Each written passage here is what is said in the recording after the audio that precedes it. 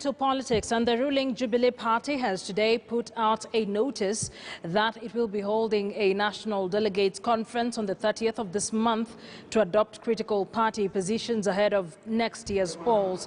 And as our senior political affairs reporter Mrimi Mwangi tells us, the meeting is also expected to formally consider, among other issues, the expulsion of Deputy President William Ruto from the party and either ratify or shoot down a recent proposal to enter a pre-2022 coalition agreement with the former Prime Minister Raila Odinga-led ODM party. Let's take a look.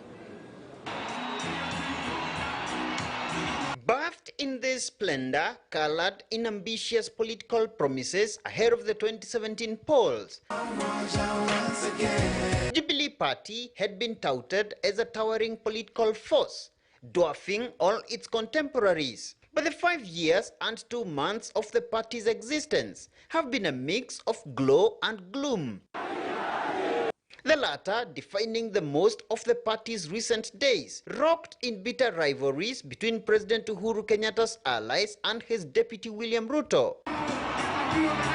But Jubilee now faces yet another make-or-break moment on the 30th of this month, when its delegates convene at the Kasarani Sports Complex to chart the ruling party's next political course. This is something that has been waited. It ought to have happened a long time ago, but I'm happy that finally it's happening.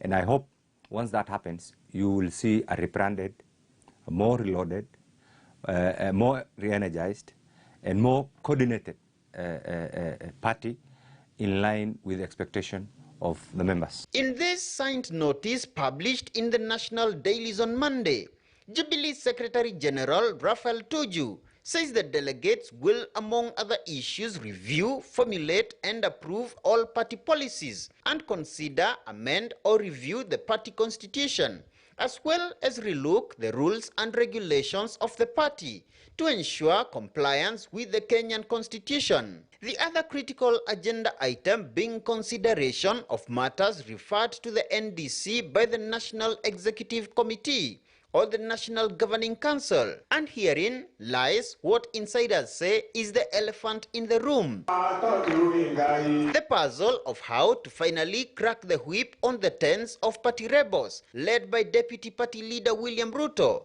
who have already publicly pronounced their allegiance to the recently unveiled United Democratic Alliance UDA, touted as Ruto's 2022 wagon to State House. For us as Jubilee, our resilience, our patience is no more. Allow us to rebrand, reorganize, rejuvenate our party. Go and do the same for your party. Okay? And therefore, henceforth, the Jubilee Party headquarters will be exclusively for the members. We had no options. When we were thinking of supporting one of our own, the leadership of the party, or whoever they were already declaring that they are going to support the ODM candidate. The delegates are also expected to endorse a Jubilee coalition with the former Prime Minister Raila Odinga-led ODM party, a pact also set for consideration in the Orange Party's NDC later on the 9th of December. As Kenyatta intensifies his efforts to also quote into the pact the One Kenya Alliance comprising the Musalia Mudavadi-led ANC party, Kalonzo Musyoka's Wiper party, Moses Wetangula's Ford Kenya party, and the Gideon Moi-led KANU party. Who is actually supposed to be punished? Is it the person who was going in bed with a person of different party, or the ones who are thinking strongly that they should have one of their own to take over from the leaders of the current Jubilee? For us, we are just cleaning our party. If it has any ripple effects, that's a story for another day. But for us, I can assure you, this time around, we are biting the bullet.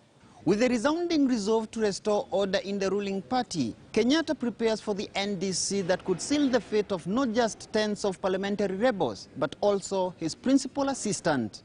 Mrimi Mwangi, KTN News, in Nairobi. Well, an